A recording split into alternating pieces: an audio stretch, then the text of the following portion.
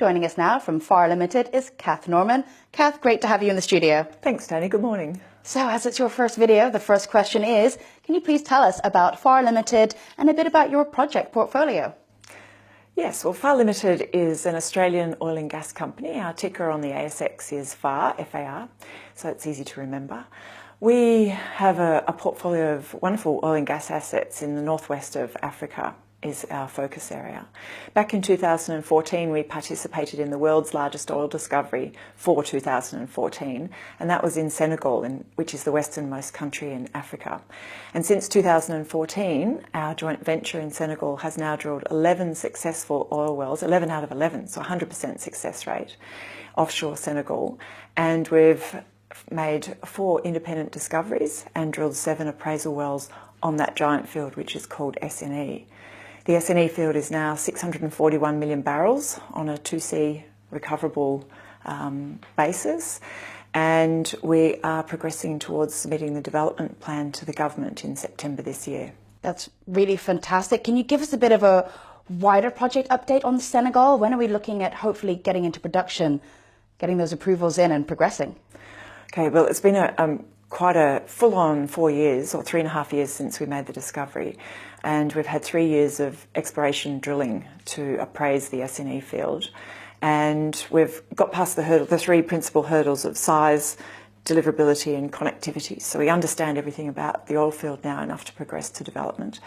We are in a position today where we'll be submitting the discoveries evaluation report to the government in about 2 weeks, which is a statement of commerciality, which I know a lot of our shareholders will be very pleased to see.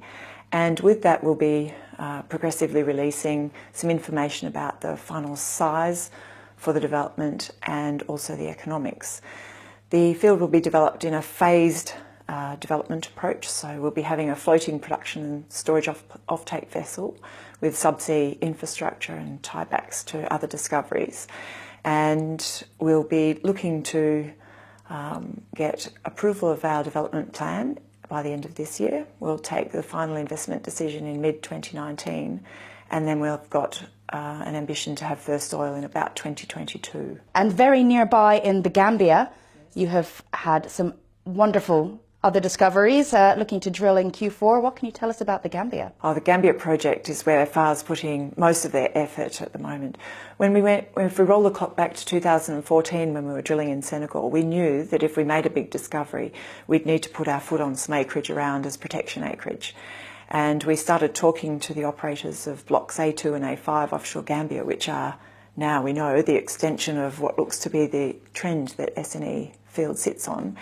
And we farmed in 2017 and took 80% of those blocks and operatorship. This year, in March, we announced that we had brought Petronas, the state oil company of Malaysia, in as a partner. So they'll be a 40% joint venture partner. We'll be left with 40%. And the original company, Air and Energy of the US, will have 20%. And we're going to be drilling the first exploration well offshore Gambia for 40 years.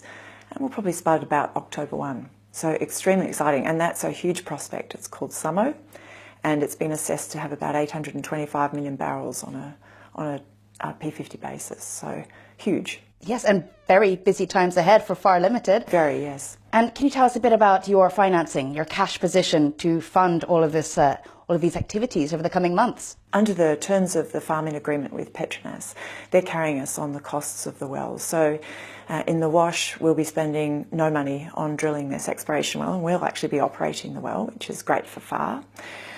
So our cash commitments to the end of the year are actually quite modest. We went into the end of Q1 with $40 million in cash, and we're anticipating that the farm out to Petronas will be formally closed in Q2, so in the next few weeks, and that will inject $17 million into FAR. So we're expecting to go into mid-year with about the same, a bit over $40 million in cash. And of course, Kath, now is not a bad time to be in oil production. No. Prices ticking up. Where do you see that going?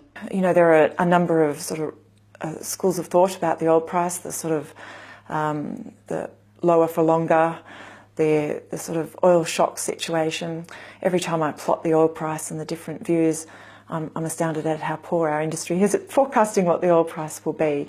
I think one of the good things, though, is the oil price seems to be consolidating around the $70 to $75 mark, which is great.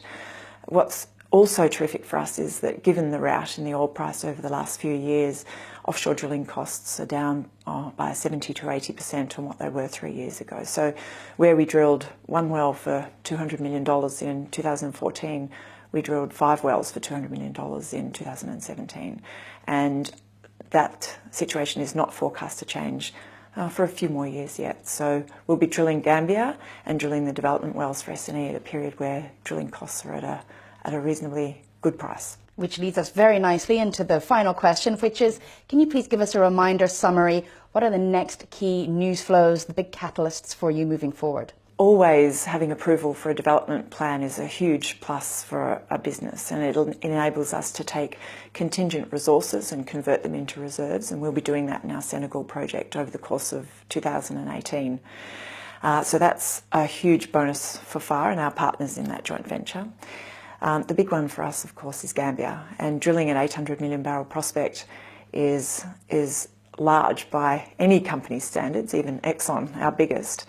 And when you consider that at the moment we have a net 140 million barrels to our name in Senegal and our market cap's $500 million, it's wonderful to think about what our market capitalisation could be after we've drilled this Gambian well and have access to maybe another 300 million barrels to FAR's name.